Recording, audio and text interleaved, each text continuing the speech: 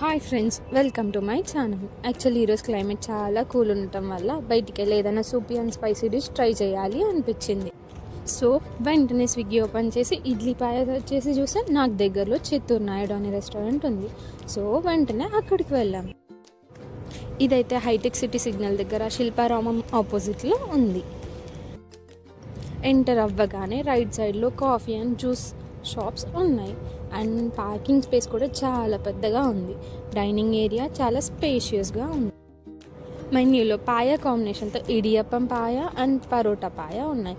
ఇడ్లీ ఎప్పుడు తింటామనేసి ఇడియప్పం పాయ ఆర్డర్ ఇచ్చాం. ఆల్సో ఇడ్లీ కూడా ఆర్డర్ చేశాం.